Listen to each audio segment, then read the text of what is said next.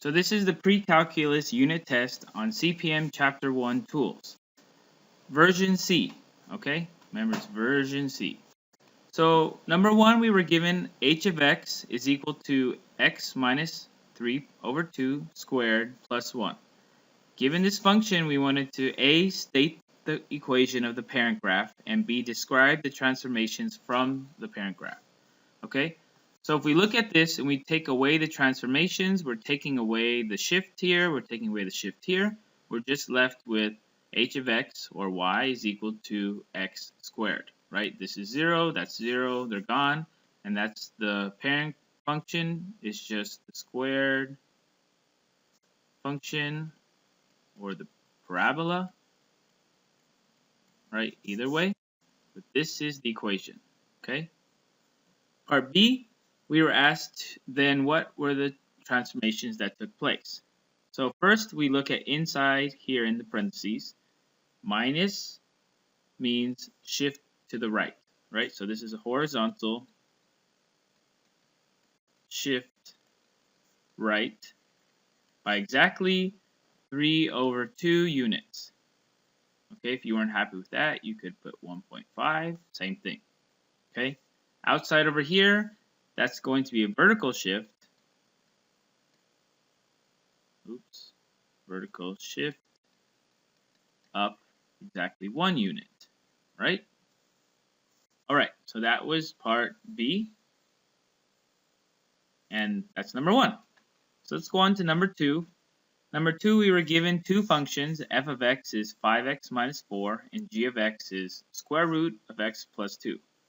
Part A, we were asked to find g of f of x. This is not multiplying, this is the composition. The input of g is a function. The input of f is just x. So first, remember what we do is just ignore outside and look inside the parentheses and replace f of x with what is defined to be 5x minus 4. We no longer have an f. We no longer have anything but 5x minus 4 here, right? Because that is what it's equal to. Okay?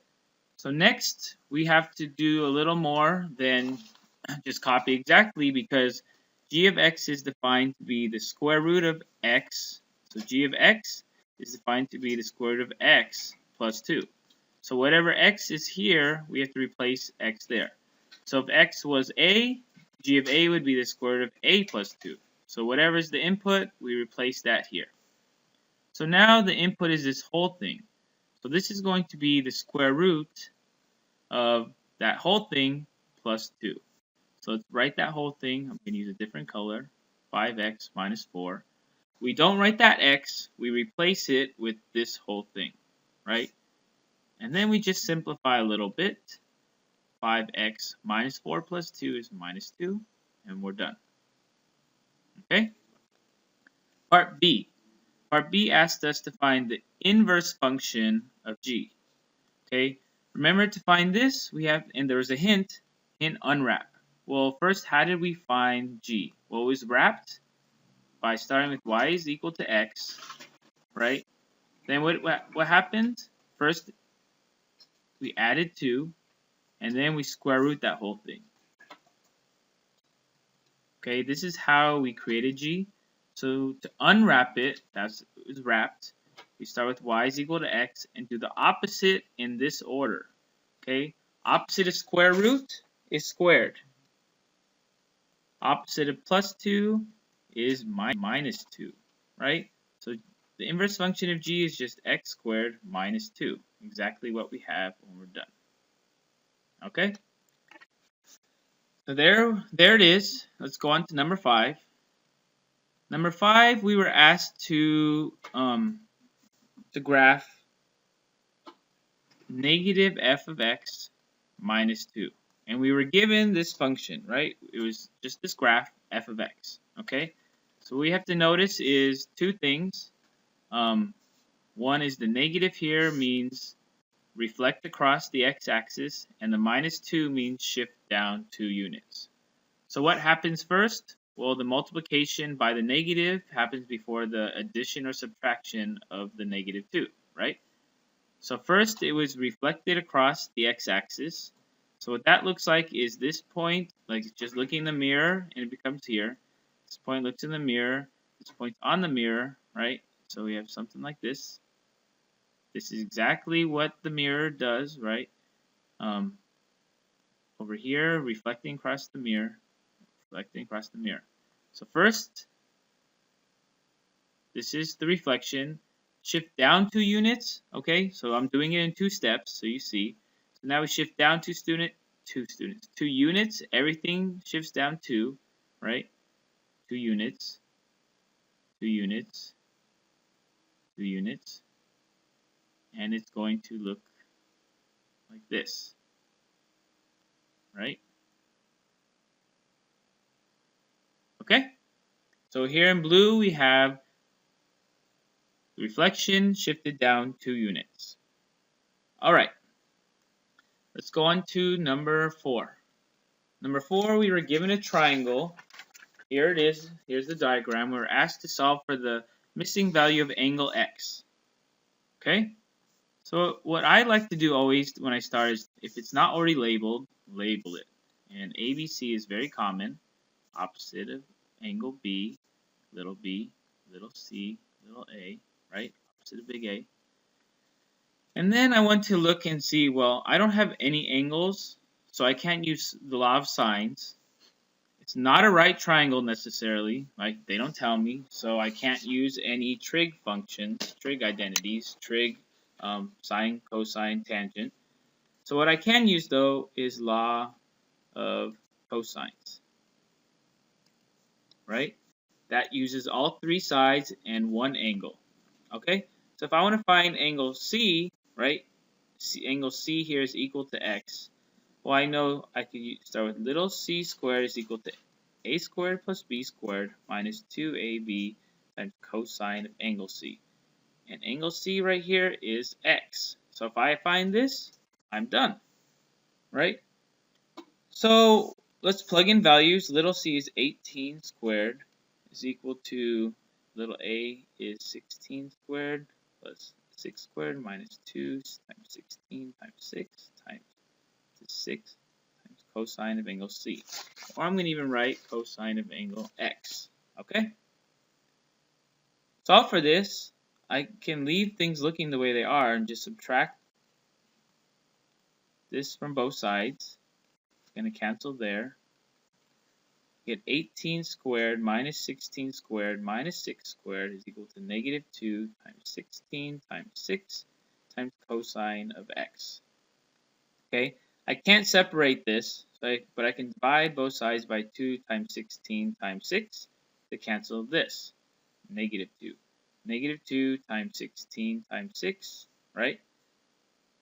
So I'm left with 18 squared minus 16 squared minus 6 squared over negative 2 times 16,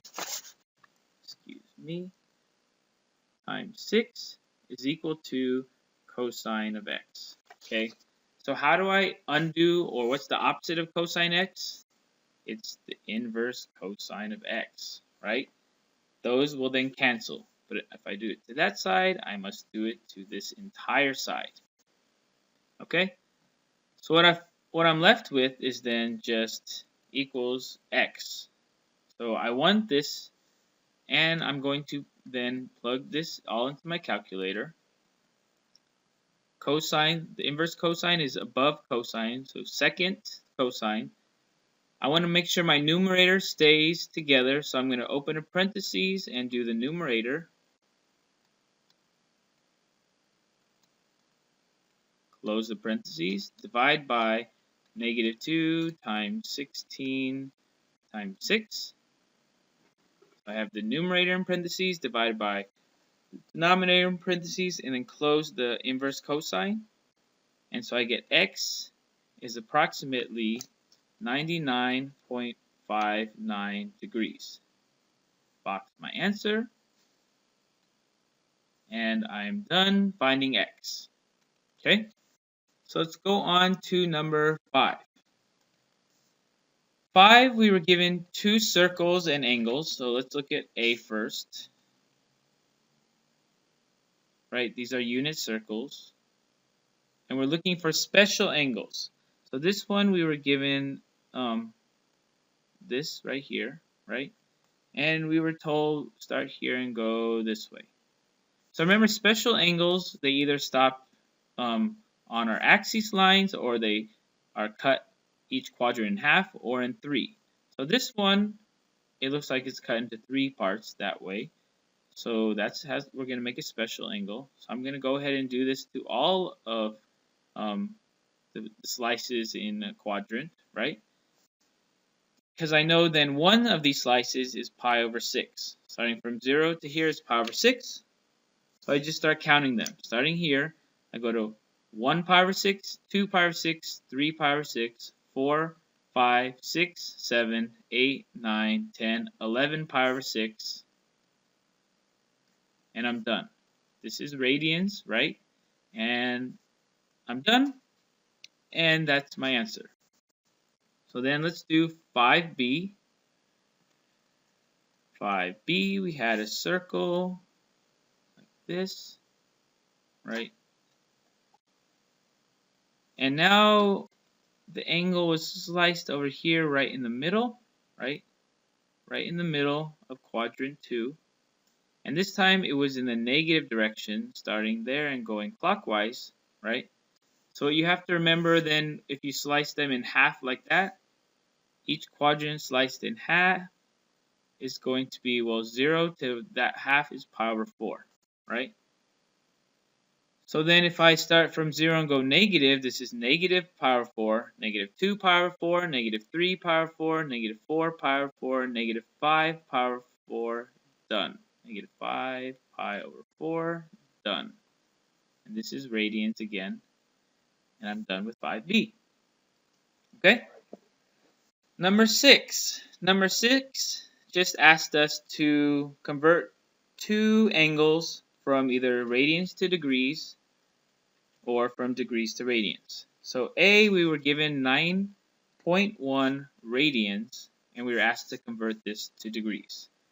We have to remember pi radians is equal to 180 degrees, or if you remember 2 pi radians is equal to 360. This is going to be our conversion ratio, because we want to multiply by the ratio with radians in the denominator so they cancel out. We know this is over 1. So we want degrees in the top. If we have pi here, we have 180 here, right? And so you just multiply across. 9.1 times 180 is 1,638. I already put in my calculator. Over 1 times pi is pi, and now we're left with degrees. Okay, I can put that in my calculator, and pi is just 3.14 something, and that's approximately 521.39 degrees. Okay, either one of these answers was acceptable and completely accurately great. Okay, 6b. 6b gave us 3 degrees and asked us to convert it to radians. So likewise, we went degrees in the denominator, so they cancel out when we multiply. That means we have 180 is the degrees, and pi is the radians. This is over 1. That's equal to 3 pi over 180 radians. Let's simplify that. That's just pi over 60, dividing the numerator and denominator by 3. Okay, plug in your calculator, you get 0.0524 radians, right? Either one would have been acceptable, right? We want to make sure it's simplified though. You could have plugged this in your calculator, you would have gotten that too. And you're done with 6b. 7, look at your question. It was taken directly, exactly as is, from quiz section 1.4. There's already a video explaining that, so you can go look at the video of quiz section 1.4 to get the answer. Remember, we want to factor, not simplify. Okay, so there's a difference between factoring and simplifying. Simplifying means we're just multiplying it all out, right? Factoring means we're going to try to take out different values that we can divide by, right? And do that. So Anyway, this ends version C of the Precalculus CPM Chapter 1 exam on tools.